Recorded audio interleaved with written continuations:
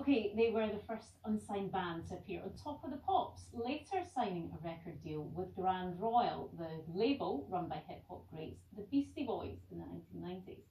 I'm talking about Scottish pop-punk band BIS, who are marking 3 decades together with a special anniversary gig in Glasgow at the weekend. See, it's not just Oasis who have us full of Britpop nostalgia. Well, I caught up with Amanda McKinnon from the band to speak about the highs and lows of the last 30 years.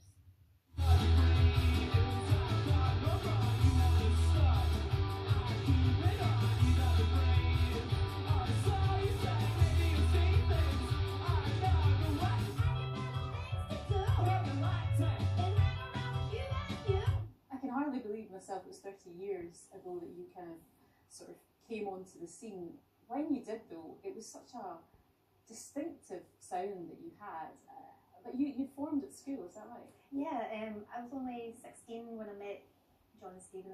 They're brothers, so Stephen's a year above, John was a year below, and they were doing music at the time. They would be doing it since they were really young, because their mum's a music teacher, and I just loved what they did, so I kind of snuck in being the girlfriend at that time, and then when that was all over, the band kept going, and loved it.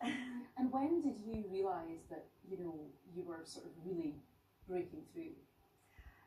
So we started in '94, and then by '95, '96 we were getting a lot of label interest, and we went on Top of the Pops as an exclusive, which again is quite rare because you don't get that very often. And now for the first time on Top of the Pops, a totally unsigned act, ladies and gentlemen,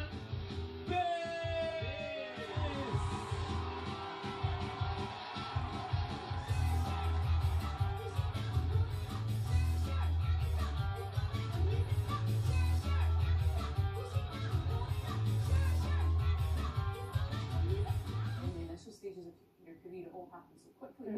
I mean, you, as you were saying, you were just a child. How did you deal with it at the time, do you think? It is weird because you know how self-conscious everyone is in their teens, but the abuse that I was getting from a lot of folk, about my parents, my boys, about everything you have going for you, especially being the only female in the band. Of course you're going to get the criticism first, even though a lot of things were not, you know, made by me. You talked about some of the negative things, but in terms of the positives that you had at that age, I mean, am I right in thinking you were signed by the Beastie Boys label? Yeah, so we were wined and dined in America by all the labels. They all wanted a bit of us, and it was so exciting. They put us up in these really posh hotels, and it was amazing. And then we went with Grand Royal, who was connected to Capital at the time, and we got to go to their offices and meet them, and it was just like, they're the nicest guys.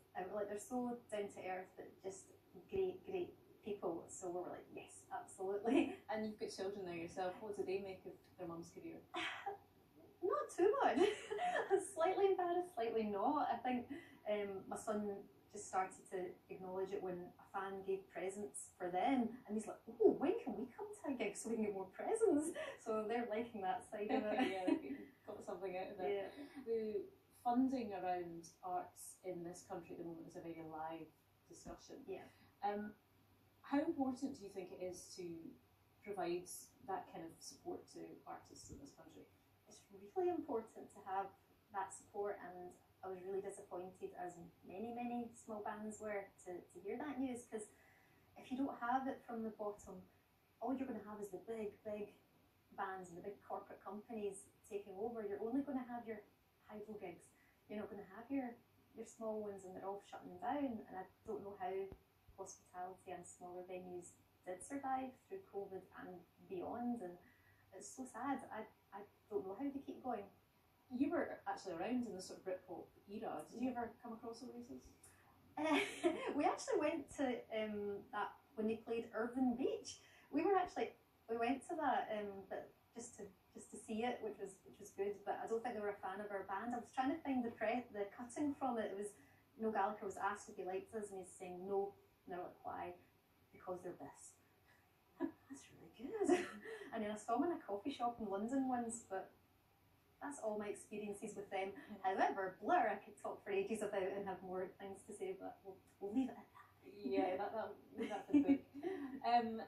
So tomorrow night then, what can people expect, and have you heard of who's coming to see you? And I imagine there's a lot of people that it's a sort of nostalgia event as well. Yeah, it's like a wedding. It feels like to me, where it's like everyone you know and important people are all going to be there, as well as all your meaningful fans. So it's going to be amazing that we're getting introduced on stage by someone special. We've got a special guest appearing on one of the songs, which we're not telling folk about, but we've told the bands are playing with us, and they're extremely excited about that. So all I can say is make sure you got your cameras ready. Sounds like great fun. We wish you all the best with it, and it's lovely to see you. Thank you so much. Yeah, no problem. Thank you. I'm going to get in there.